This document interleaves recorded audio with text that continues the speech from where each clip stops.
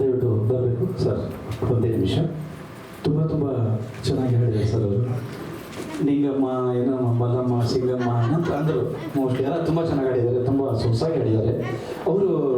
Sir Yakshagana ಪ್ರತಿಭೆ sir ಇವರು, ತುಂಬ ಖ್ಯಾತ ಕಲಾವಿದೆ. ಮಂಗಳೂರಿನಿಂದ ಬಂದಿದ್ದಾರೆ ಮೇಡಮ್. ಅಲ್ಲಿಂದ ಬಂದ್ಬಿಟ್ಟು ಅದು ಯಕ್ಷಗಾನ ಅಷ್ಟು ಬರಲ್ಲ. ಎಸ್, ತಮ್ಮ ಅಪೇಕ್ಷೆ ಮೇರೆಗೆ ಅವರು ಈಗ ಮಾಡಲಿಕ್ಕಾಗಲ್ಲ, ಯಾಕಂದ್ರೆ ಅವರು ಕೆಲವು ಕಾರ್ಯಕ್ರಮಗಳಿದ್ದಾವೆ, ಹೋಗ್ಬೇಕಾಗಿದೆ. ಆ್ಯಕ್ಚುಲಿ ಅವ್ರದ್ದು ಏನಾಗಿದೆ ಎಲ್ಲ ಅದಕ್ಕೆಲ್ಲ ಆರ್ನಮೆಂಟ್ಸ್ ಎಲ್ಲ ಬೇಕಾಗತ್ತೆ. ಈ ಥರ ಮಾಡಿಬಾರ್ದು, ಅದು ತಾಳನೇ ಬೇರೆ.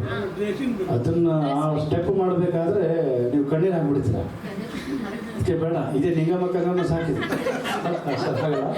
ಸೊ ತುಂಬ ತುಂಬ ಸೊಗಸಾಗಿದ್ದಾರೆ ಸರ್. ಸರ್ ಮೇಡಮ್ ಅವ್ರಿಗೆ ನಿಮ್ಗೊಂದು ಕ್ವಶನ್ ಕೇಳಬೇಕಾಗಿತ್ತು. ಯಾವ್ದು ಒಂದು ಕೇಳ್ಬೇಕಾ, ಎರಡು ಕೇಳಬೇಕಾ? ದೇವಣ್ಣ ಯಾರು, ನಿಂಗಮ್ಮ ಯಾರು? ಸಾಂಗಿನಲ್ಲಿ ನಾನು ಲಿಂಗಮ್ಮ, ದೇವಣ್ಣ ಅವರು. ಆಯ್ತು, ತುಂಬ ತುಂಬ ಅಣ್ಣನವರಿಗೆ ನಾನು ತುಂಬ ತುಂಬ ಅಭಿನಂದನೆ ಸರ್. ನಿಮ್ಗೊಂದು ಕ್ವಶನ್ ಕೇಳಬೇಕಾಯ್ತು ಸರ್. ಅಧ್ಯಕ್ಷ ಸಂಘದ ಒಂದು ಪರ್ಮಿಷನ್ ಕಡೆಯಿಂದ ಒಂದು ಕ್ವಶನ್ ಸರ್. ಅವರು ಲಿಂಗಮ್ಮ, ದೇವಣ್ಣ ಎಲ್ಲ ಆಗ್ಬಿಟ್ರು, ಕೊನೆಗೆ ಏನು ಉಳಿಸೋದ್ರಲ್ಲಿ ಹರಿಹ ಹರಿಹ ಹರಿಹ ಏನಂತ ಏನು, ಅದು ಒಂದು ಆಲಾಪ ಇರ್ಬೋದು. ಕಲಾವಿದರಿಗೆ ಗೊತ್ತು ಅದು ಆಲಾಪ ಎಷ್ಟು ಕಷ್ಟ ಇರುತ್ತೆ ಅಂತೇಳಿ. ಅದು ಸರ್ ಆಲಾಪ ಅನ್ನೋದು ತುಂಬ ಕಷ್ಟಕರ ಸರ್. ಅದು ಆರ್ಯ ಆರ್ಯ ಅಂತೇಳಿ ನಮ್ಮ ಅನಂತ ಪರಮಾನಂದರು, ಅಶೋಕರಾಜರು ತುಂಬ ಚೆನ್ನಾಗಿ ಹೇಳಿದ್ರು ಅದನ್ನ. ನಮ್ಗೆ ಅನ್ಸುತ್ತೆ ಆರ್ಯ ಆರ್ಯ ಅಂದ್ರೆ ನಮ್ಮ ಕಡೆ ಏನಂತಾರೆ, ಅರೆ ಅರೆ ಆರ್ಯ ಅಂತಾರೆ ಸರ್. ನಮ್ಮ ಬಿಜಾಪುರ ಭಾಷೆಯಲ್ಲಿ ಆರ್ಯ ಆರ್ಯ ಅಂತಾರೆ.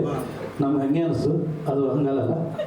ಇಲ್ಲಿ ಯಾರು ಬರೋರಿಲ್ಲ ಸರ್, ಇಲ್ಲಿ ಏನಿದ್ರು ಹೋಗ್ಬಿಟ್ಟಿದ್ರು ಅವರು. ಆಲ್ರೆಡಿ ಬಂದಿದ್ದಾರೆ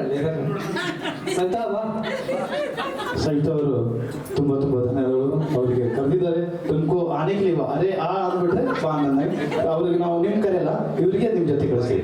ತುಂಬ ಧನ್ಯವಾದಗಳು ಸರ್, ಥ್ಯಾಂಕ್ ಯು. ಹಾಗೆ ಮುಂದಿನ ಒಂದು